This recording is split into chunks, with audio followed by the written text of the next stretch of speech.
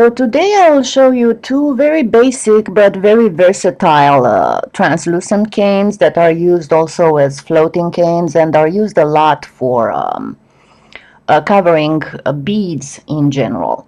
So you need translucent clay, obviously, then some white, and also a little bit of something for tinting. Make sure that your clay is well conditioned. You don't have those ragged edges. This shows that the clay is conditioned, and also if you bend it, fold it, and it doesn't break, that means it's well conditioned. You will have to tint a little bit of it with another color. I'm just going to use that violet that happens to be on my table. I'm going to figure out first how much I need, because I'm going to do two canes. For one of them I need translucent and white. For the other one I need translucent, tinted translucent and white. So that I'm going to tint. And these I will make two logs out of. And there we go. I'm going to take a little piece of violet and tint that one. That one will go in a Skinner blend with white, just on the edge. You don't need more, about like this. And see, I tinted my translucent. Now I have everything I need. This is the Skinner blend, and remember to check if you did it right. Keep it into the light, and the same if you want to see if you tinted something right. So let's put the Skinner blend and the tinted one aside. I'm going to prepare my white for a wrapping. Now a lot of people confuse these two. The lace cane is very simple. It's just translucent wrapped in white.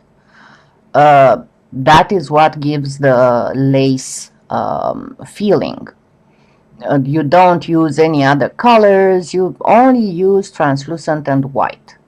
The bubble cane is different. That gives you kind of a 3D feeling, and that you do it differently. And also it's very important how you put aside the logs after you reduce them on the aspect your cane will have. So right now I'm just getting my translucent in a log.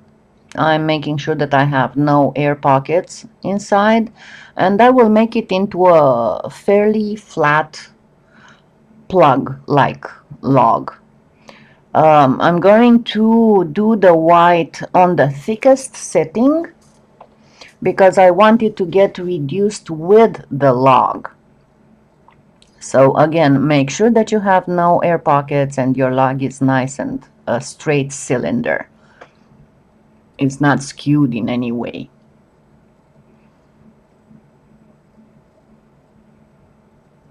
Now I'm going to get that white into a thicker setting, and then I'm going to wrap the translucent log. It's okay on this one if your edges are not trimmed and proper, because you're going to lose the edges anyway. Make sure that you never let the wrapping overlap. Better just pull a little bit to cover up than to overlap, because pulling will not cause that big of a difference of thickness as overlapping would. And now I'm going to just speed this up while I am reducing, because it's quite a bit of reducing, and while I still want you to see how I'm reducing, so I wouldn't skip over it, it's still about 3 times as long as you're going to see me doing it. But I'm doing that motion to make the clay in the middle of the log move, so I wouldn't have only the edges move forward, even if I know that some will move and I will lose some of the edges. But that little twisting motion kind of warms up the middle of the clay, so you won't lose that much. And after you get it a little bit longer, do the twisting motion at the edges, at both ends, more than to the middle, because the ends will have the most clay in the middle that doesn't want to move. and just go from the middle towards the edges, from the middle towards the edges, in a gently rolling motion. And you will need a fairly long sausage for this. It depends also how big you want your cane to be. But I'm going to make this one not very big, because I'm not going to use this exact one. So I will have it for other reasons, not for the project that we will do in a future tutorial with these canes. So you get it fairly long, and usually when it's this long it's kind of hard to measure and cut, and I will show you another way to cut equal pieces. Just use a cutter, and you can do it like this, because you can imagine that would have been hard to measure. You can do it like this. Just bring the log to the end of the cutter and use that, which still has a little bit of a not that exact cutting, but then you also can do it in a different way, and I will show you how. Just bring the cutter to the end of the log, resting on it, and then just cut. I know that cutter is 1.5 inches long, so I'm cutting 1.5 inches pieces of my sausage. Just rest on the inside of the cutter, the end of the log, and then cut. Now, in order to get a proper nice lace cane, just set them like this. Put them on the working table and just put the next one between the ones in the previous layer, and then turn the pile around, and again put them between the other ones, and this will have as effect a pretty nice evenly spaced logs. Then go from the middle towards the edge to make sure that the pieces are well stuck to each other and you have no air pockets inside. And then of course roll it a little bit so you can have a nice shape. Of course you can make it in a square cane as well, but it's a little bit easier to work in a round cane on the lace cane. And also it's easier when you're trying to cover beads.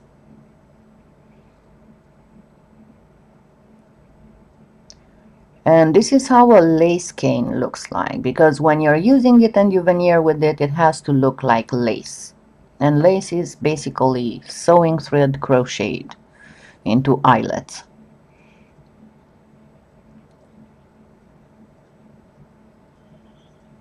See, it's all very simple. Now, let's move forward and go to the pebble cane. The pebble cane has a 3D effect, and that is achieved first by doing the log in a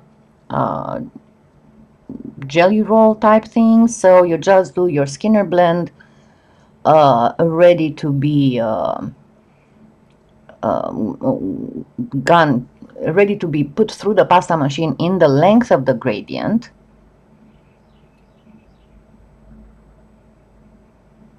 And then just roll your Skinner Skinner blend with the white end on the edge. So start rolling from the translucent end of the Skinner blend.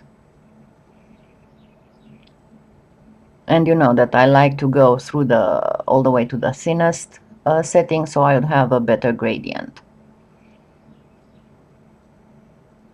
Then once you have your Skinner blend rolled in, then you wrap it in that tinted piece of translucent.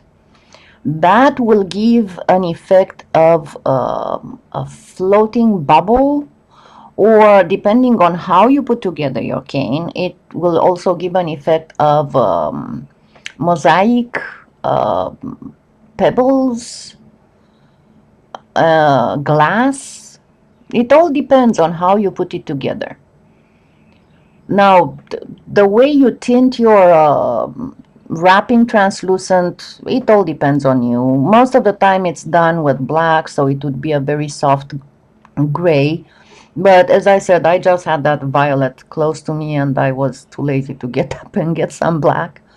Also, avoid using souffle whenever you work with the translucent part of translucent canes, because souffle kind of opacifies translucent. So whenever you tint it with Premo or tint it with alcohol inks, just don't use too much alcohol inks because they dry the clay and it's going to move differently in the cane.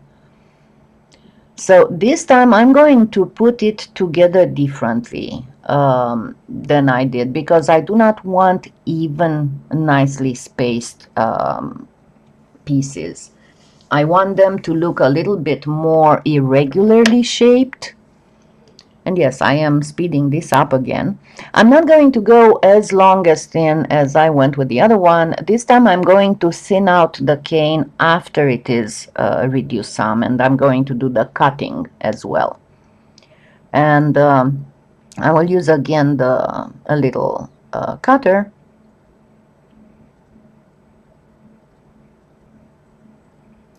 And this time I am going to do this, but then I'm not placing them exactly where they are. I'm going to squeeze them and reduce a little bit.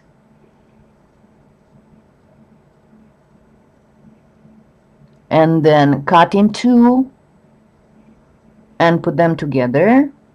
And then reduce a little bit more. Let's see, by doing this, I'm kind of deforming the pieces in the cane. I'm not keeping them all nice and round and evenly spaced as they were in the other cane.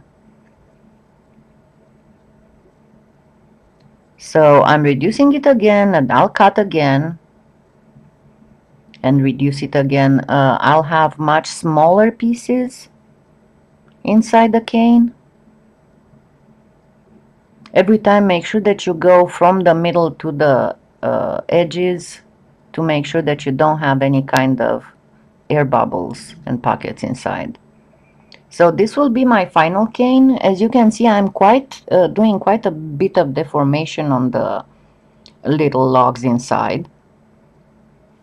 Excuse me.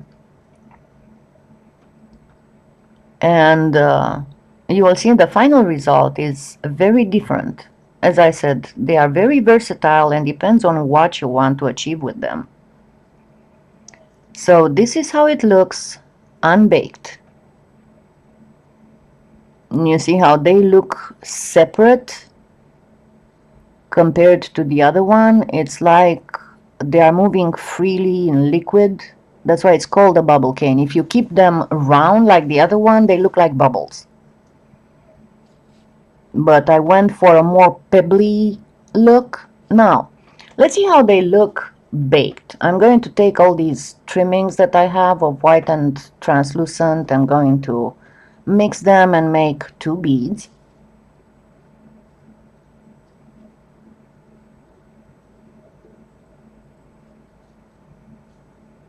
And then I'm going to cut slices and cover the beads.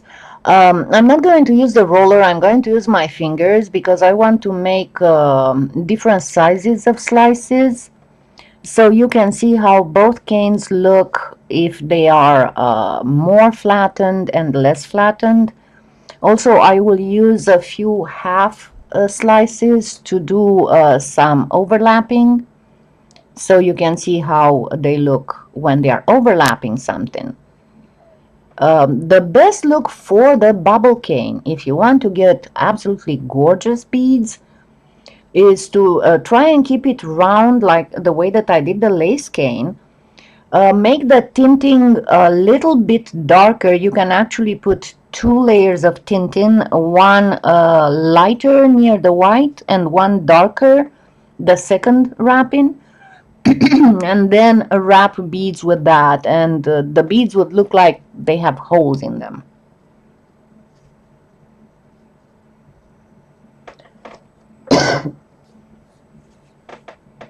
Sorry, I got a frog in my throat.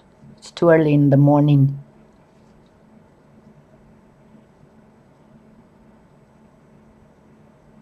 So see, I am flattening them with my fingers. Goodness. And I get two different sizes of bubbles, one that will be of lace eyelets, one that will be bigger, one that will be smaller, and then I will cut some half slices and put them in the empty spots as well as overlapping in a couple spots. So you can see how pretty it looks even when it's just a half slice. It looks like it's a broken lace, exactly like that. And then after you place the slices on a bead, always roll the bead in your palms and press very hard so you'd get an even bead. You don't see any kind of seams or anything. And I'm doing the same with the bubbles cane. The same thing. I'm doing two different size flattened slices, and then one that's almost not flattened at all, and then a few uh, pieces of slices overlapping. So you can see the mosaic look of this one. But remember, I distorted the logs inside on this one to give them this look.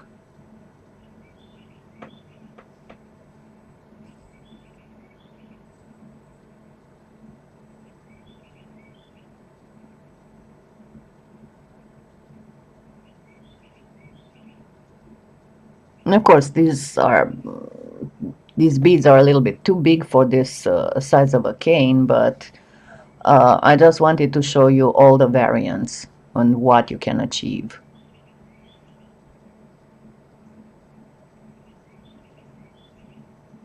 And as with the other one, I'm going to roll it in my hands, and they are ready to be baked. This is how they look when they are raw. Yes, I'm going to roll that one a little bit more in my hands.